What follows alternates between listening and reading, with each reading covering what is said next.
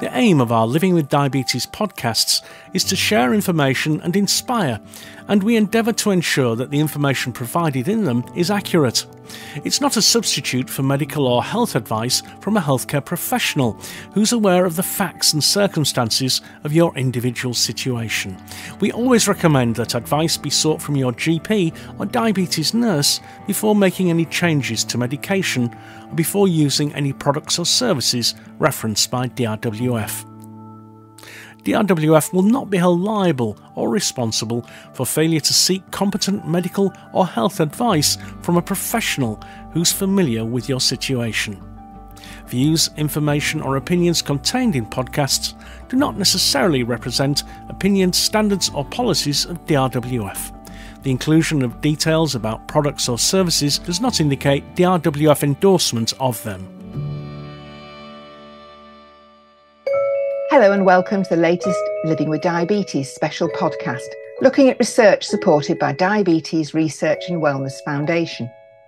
I'm Claire Levy, and in this edition we're looking at an interesting research project which explores how a mother's glucose levels and insulin therapy relate to a baby's growth patterns and birth weight.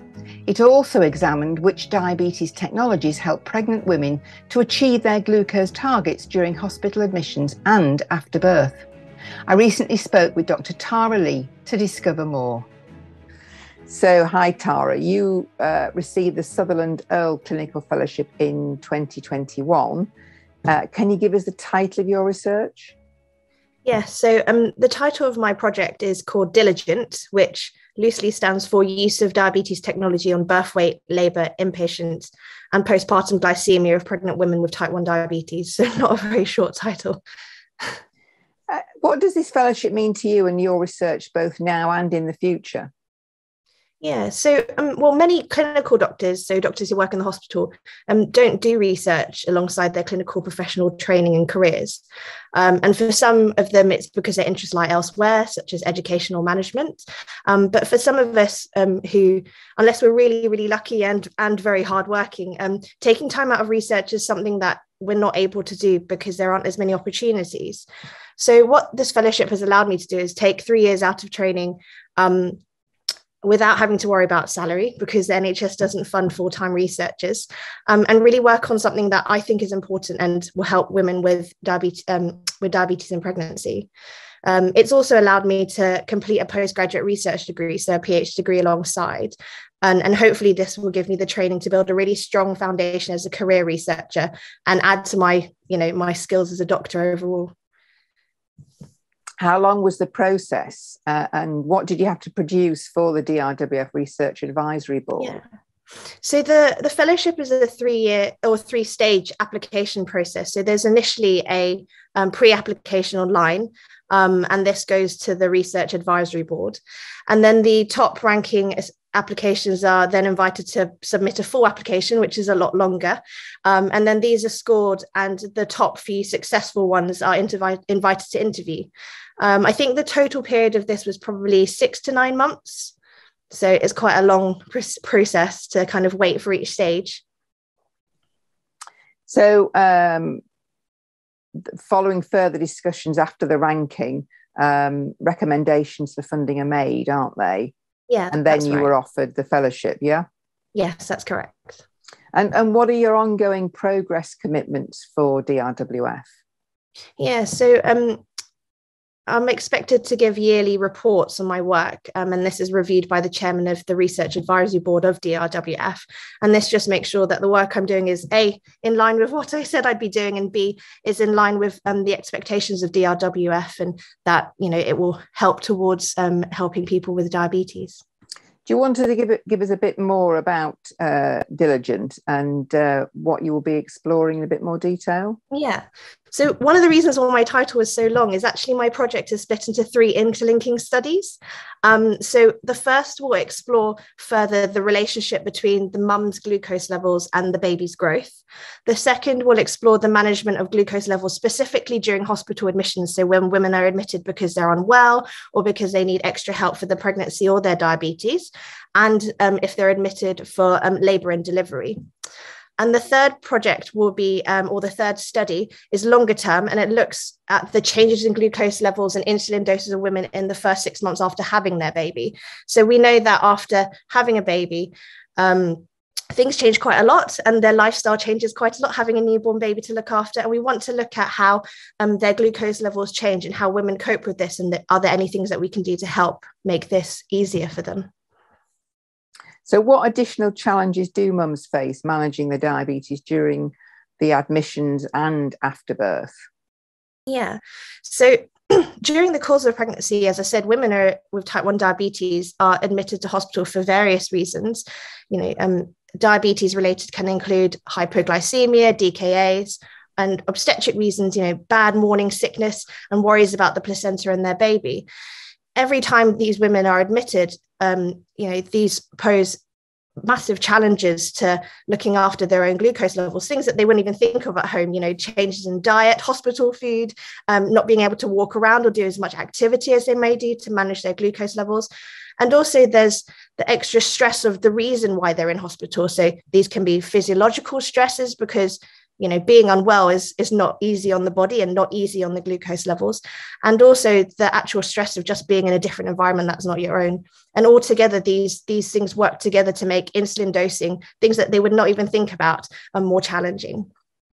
You're also going to be examining which diabetes technologies help pregnant women to achieve their glucose target during those hospital admissions and after birth. How are you going to do that? The guidelines recommended the use of a variable rate insulin infusion, or sliding scale, as lots of people know it as.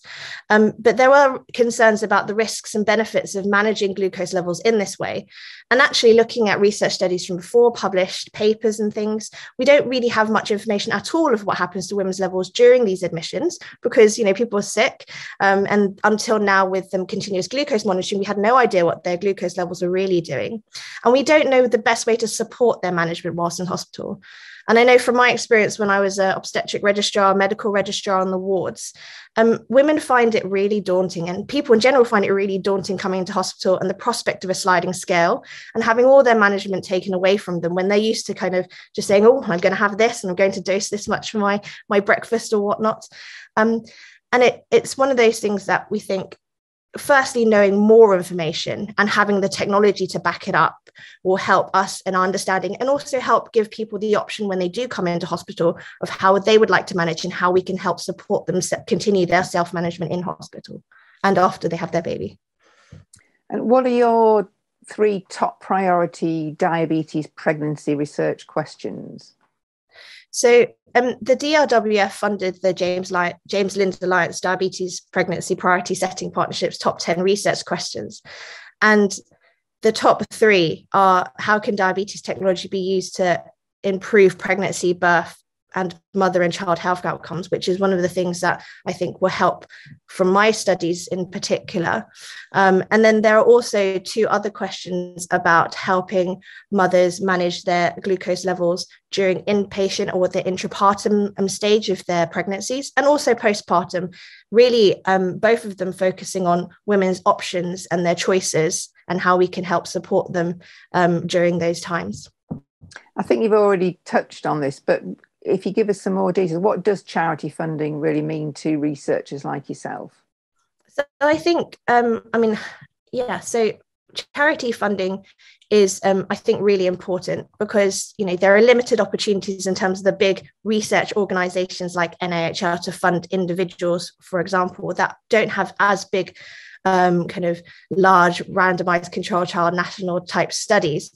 I think charity funding means there's more opportunity to continue research in various areas, and B, I think charities are really unique in that they are able to channel their funding more directly. So, for example, DRWF are able to channel their funding into diabetes related studies, whereas bigger government funding has to look at all of the areas of medicine and science and say which are the best out of the options there, whereas DRWF has the opportunity to say which are the best out of all the diabetes related studies. So I think that's really important, and it's good to be able to connect the people who are involved in diabetes or have diabetes or support people with diabetes to where their money is going to. And I think that's really important as well.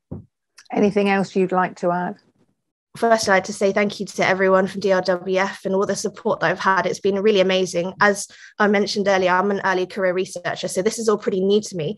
And I'm just blown away by the amount of support and the amount of enthusiasm that sometimes, working day to day in the NHS, you don't always get. My thanks to Dr. Tara Lee for talking to us about her work.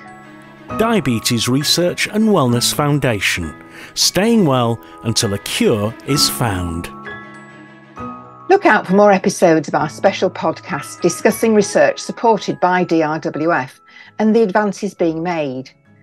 To discover how you can continue to help the charity, together with the latest fundraising events, news and information, it's all on our website at drwf.org.uk. I'm Claire Levy from Diabetes Research and Wellness Foundation. Until next time, thanks for joining us on Living with Diabetes. Living with Diabetes is a Blue Aurora media production for DRWF. Copyright 2024. Diabetes Research and Wellness Foundation. All rights reserved.